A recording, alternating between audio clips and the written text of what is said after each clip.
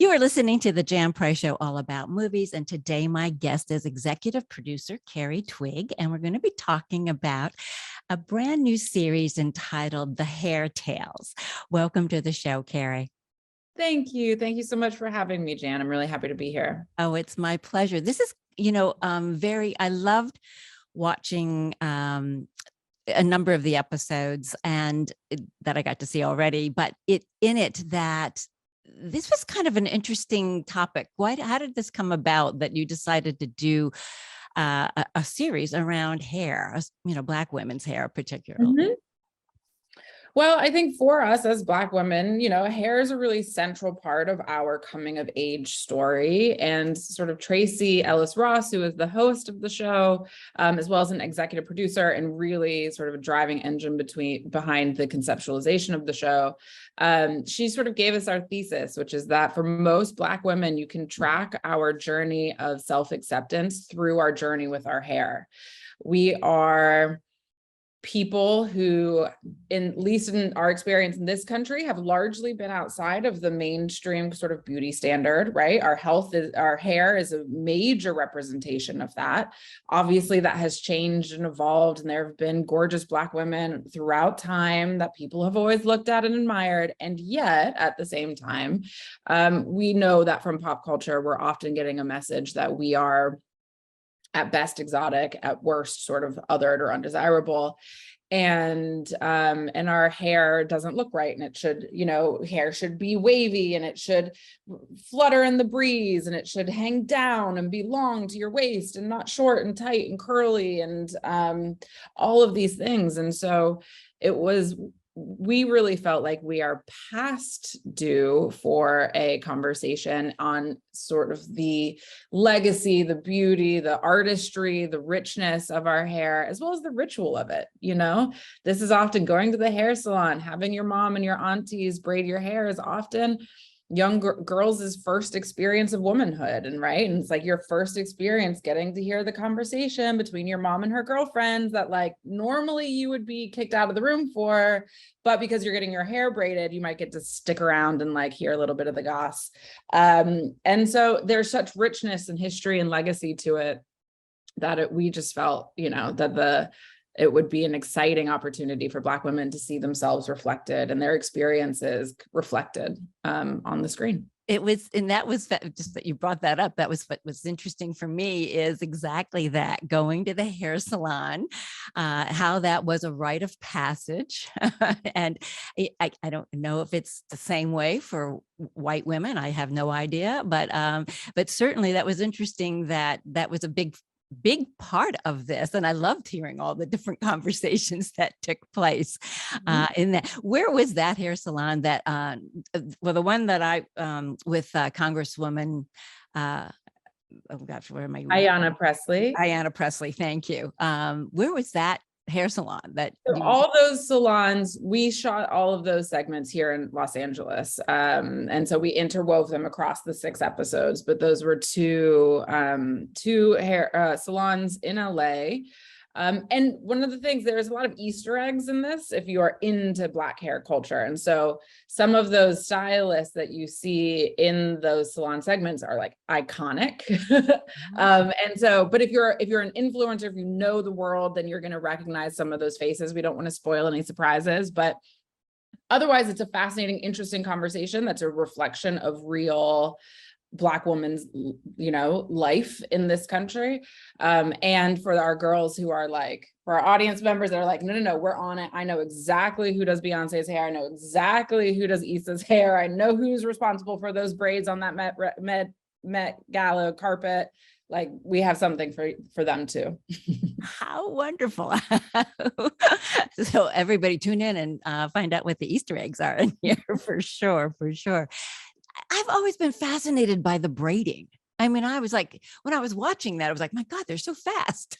Yeah. And it's always fascinated me how anybody could get those little teeny braids and how do you get them to last? Mm-hmm. That was also fascinating. It's a real artistry. And I think, the show is broken up into three main parts, which is we have an interview with a notable guest that Tracee really sits and interviews. We're talking Issa Rae and Oprah Winfrey and Chlöe Bailey, Representative Ayanna Pressley, Chika, and Marsai Martin. But we interweave that alongside two other segments. One is the salon segment, and the purpose of that is that even though there is specificity to each of our stories, they are connected in a community context as it relates to Black women.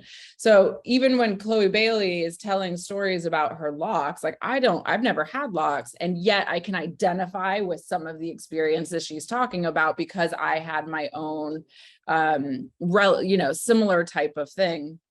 And so bringing in that salon segment was really an important part of that, and from a format perspective. And then the third segment is really is our kind of cultural experts and our academics who give some scaffolding to the ideas and the memories that we're talking about. And part of that is because there's so much, not only scholarship, but artistry and skill that goes into, and cultural information that goes into the doing of Black women's hair and into braids and into sort of those techniques and those processes. And we wanted to really give that their due. Yes, it's something that happens in the living room, on the front porch, absolutely. It is also something that is extraordinarily artistic, is a craft of the highest order. And we wanted to show that in the series as well.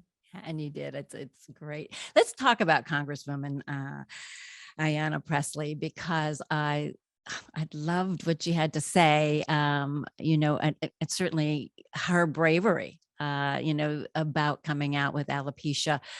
Years ago, I mentored a young woman and, helping her get into the workforce, and she had alopecia. And so we had lots of discussions around that and how that affected her as a young woman, having that. So let's talk about that, because I thought that was very profound, what she had to say and how she handled it publicly.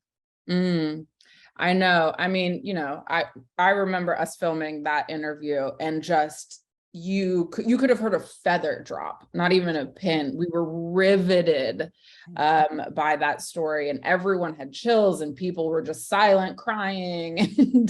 And we'd filmed in Boston, and I think that was one of the days where we had a local crew member who came up and was like, I took this as a gig. I knew it was about Black women and your guys' hair, but which is not in the thing. And he was like, that was one of the most moving things I've ever heard. This is one of my favorite things I've ever shot. And that's that from a 60-year-old white guy who's never thought twice about Black women or our hair. It was a real testament to what was happening in that room that day. But I think that was having Representative Pressley on was so significant and important to us for a handful of reasons. One is she is an exemplifier of courage, right? In kind of this incredible way. Two, there is a political reality to Black women's life in America, right? Whether it's having to actually legislate the fact that you cannot cut off children's hair because it is dreadlock, because it's in locks, because it's in braids, whether it's that we can't be fired for how our hair naturally grows out of our head. Black women are living in a context in this country where we still need legislation to say that, which is absurd, right? Absurd. Totally. I agree. And her being an elected official was really important for us to have that brought in. And then third, and perhaps most importantly, and she says it, you do not need hair to wear a crown. This is what we are. Yes, it's a celebration of beauty about hair, but it's also not a show about hair in so many ways. It's a show about our personhood. And, Representative Pressley telling the story about how she located her womanhood, her desirability, her sensuality and attractiveness without having hair was really powerful, and I think really important to us. We are not just our hair. We are not just our bodies. We are not just our physical attributes, right? And that is something that needs to be said alongside a celebration of the physical, in a way that we were really adamant about, and there was no sort of hesitation. There was pure enthusiasm from every executive producer, from everyone at the network. Everyone got it immediately about why we were making a show about hair without, with a woman who has none. And that was really important. And then also, using this platform to have a conversation about alopecia when our hair is, and particularly as women, right? And I don't think this is exclusive to Black women, but your hair falling out would be a deeply traumatic thing. Yes. For anyone. Yes. And to model how to talk about that, to model how to reorient your relationship with your husband and yourself and your sense of desirability, I think was really, really important. And we were really honored that she would join us for the series, and I think it shows in the episode. Right. I just have to tell you, I think she's more beautiful without her hair. I mean, stunning. Absolutely. And just the life force that is coming out of her, and she is so compelling and attractive, and you're just like, that confidence is radiating off of her, through her. It's extraordinary. And you feel that definitely in this interview with her, you definitely feel all of that, the energy, and she's just pretty amazing. But you showed pictures of her, throughout her life with her, different various hairstyles. And I thought, but she's just, something about her now is just even more, she's powerful, and she's just more beautiful and stunning in that. So, and I loved how a couple of times in that interview, how she reached out for Tracee Ellis's hand. And that was just there was a couple of moments, and it was just so beautiful. There were different moments. And I just thought, how wonderful is that? And talking about your sisterhood, I just thought that was just it's a beautiful segment. It really is. You've produced, you are you're an amazing woman in your own right. And so I really was looking forward to interviewing you today. You are the co-founder of Culture House. Let's talk a little bit about Culture House and what it's about and how you got involved in that. Great. Culture House is a Black, brown, women-owned production company. There's myself and two other women founded it together in 2018. It's so what was time before the pandemic? Right. But 2018, somewhere in there. And my partners, Rachel Najan and Nicole Galevsky, are absolutely extraordinary, and they had been working together for quite some time. I was newer to New York and completely new to film and TV. They are longtime producers and have sort of made everything from your tiny, rinky-dink student film when you're in high school to large scale, massive kind of commercial features. And sort of everything in between. And they were, working together and working on various projects. I have a background in politics and government, so I come out of the Obama administration and had been doing very different work for the majority of my career. Before leaving in 2016, because Hillary Clinton was going to be president, obviously. And I was like, I'm tired. Working at the White House is hard. I'm going to go to New York and do something fun. And half of that worked out. But to me, it's not a coincidence that so many people left the Obama era and went into storytelling, including the Obamas, right? And I don't want to put any words into the mouths of my former colleagues or former bosses, but I think because we're all people who are animated by the idea that society can and should change. And you think that, at least in my case, you think the place that you do that has marble floors and columns and is in Washington, D.C. And so you go and you do that, and then you just bang your head up against a wall. And don't get me wrong, we did all sorts of things that we're really proud of. And yet it was so clear that not only was some of it so hard, but some of it was impossible because there wasn't a broader culture that would support those ideas. Mhm. You have to build the culture to support the idea. I mean, the classic case is marriage equality. Culture was building the case to support the idea that Ellen DeGeneres, that Will and Grace, that Queer Eye for the Straight Guy, all of these shows, they were building the case that these folks are just like you. They live amongst us. We love them. They can contribute in meaningful, profound ways and deserve fairness, right? And so that really was a cultural play that then we were able to legislate around and able to then codify legally.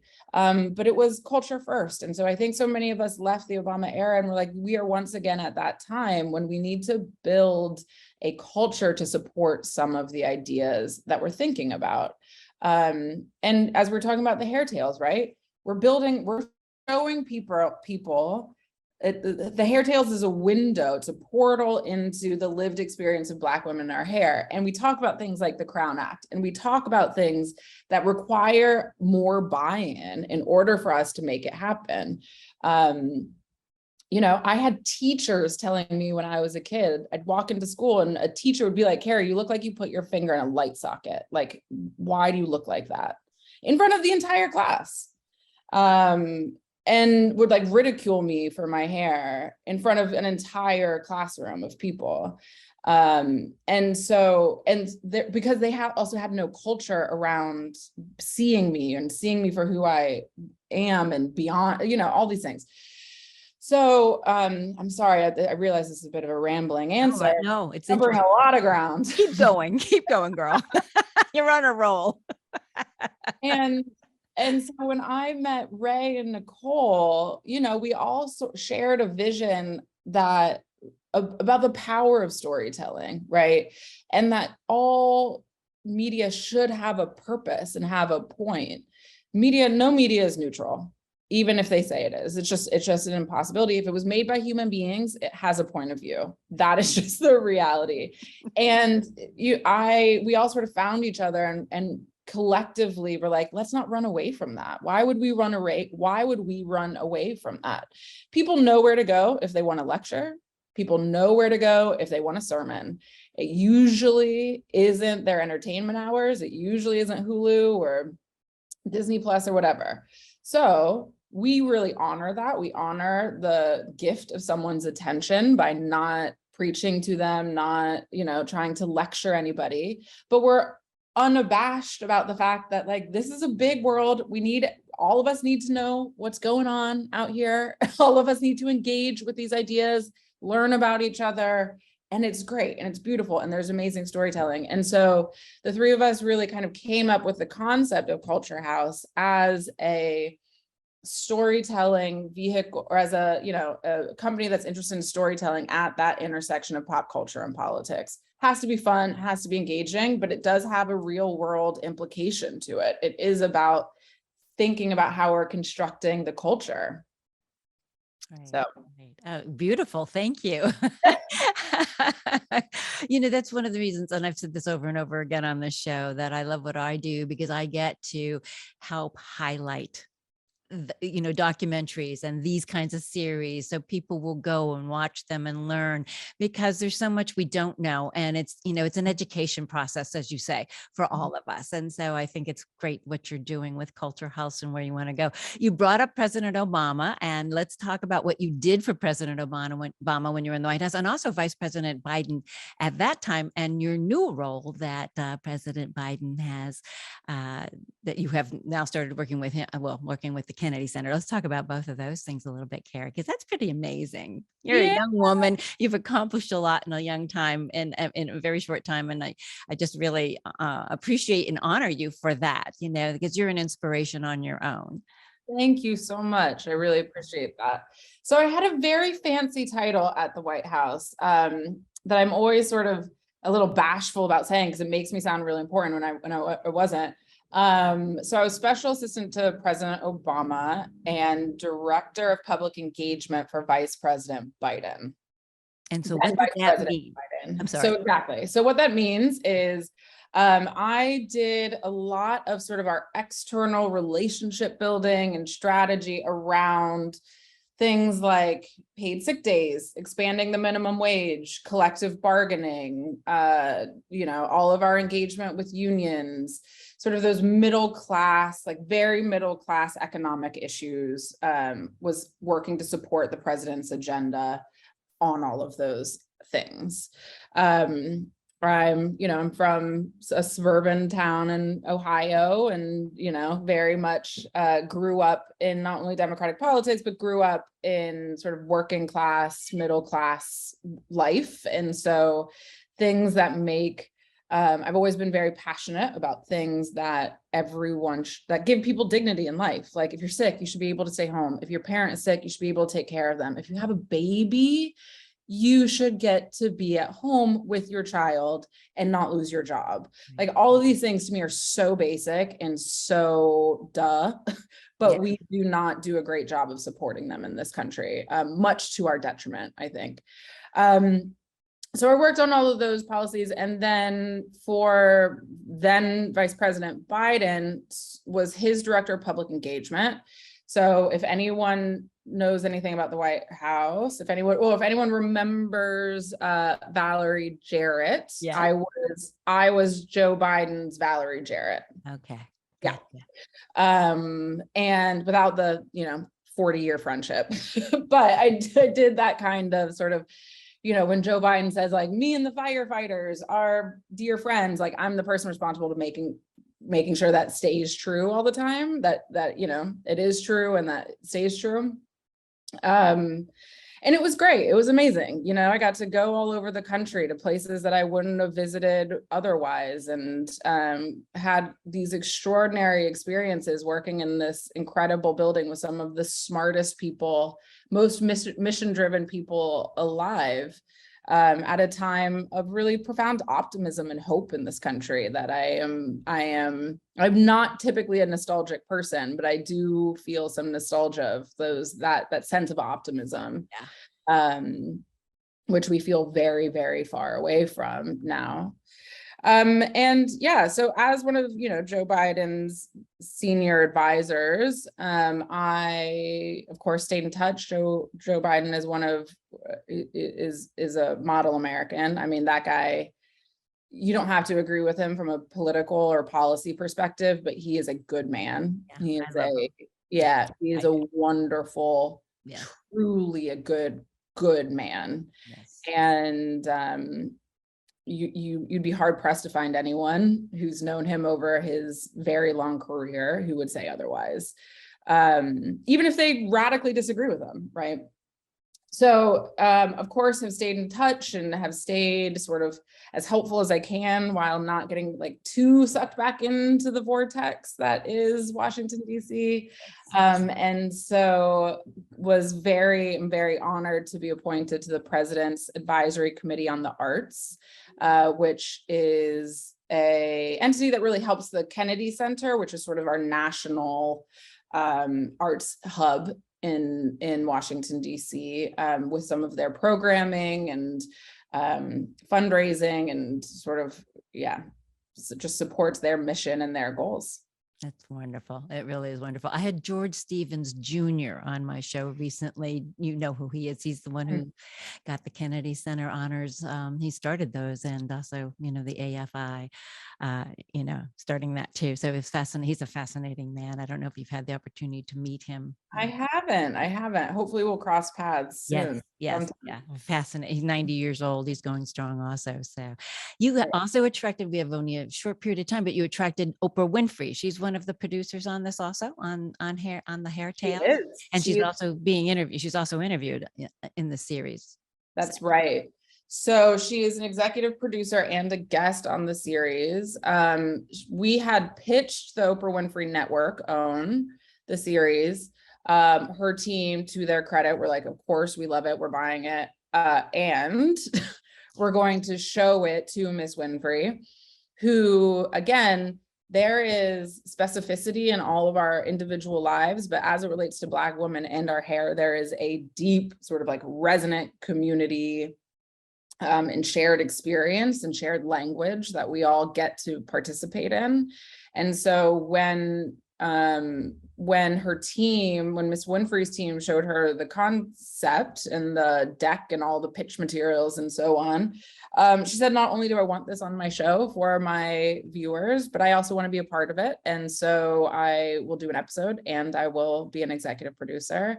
And, you know, as a little newbie, I'm not as young as I look, but I am certainly new to film and TV, and to have, you know, your second or third project be joined by Miss Winfrey is a profound statement and very exciting. And so we were just honored and so thrilled to have her. And, you know, both, I mean, her and Tracee, like these are women who understand the arc of storytelling, who understand reflexively the industry that we are in. They're incisive and experienced and brilliant and beautiful and funny and warm. And so, I mean, we really hit the lottery. We did. Had to be a pinch me moment, I would think. You can't even do that. Yeah. Carri, it's such a joy to have you on the show. I'd love to have you come back, but we have to just let everybody know where they can watch the Hair Tales and when it's premiering. It's on Hulu, but it is on Hulu and OWN. And on OWN. It is on linear on OWN and streaming on Hulu starting on October 22nd. Great. I wish you much success with this project, and I look forward to having you back on with your next project. Thank you so much. Jan. Absolutely. Anytime. Thank you. Have a great day. Bye-bye. Bye-bye.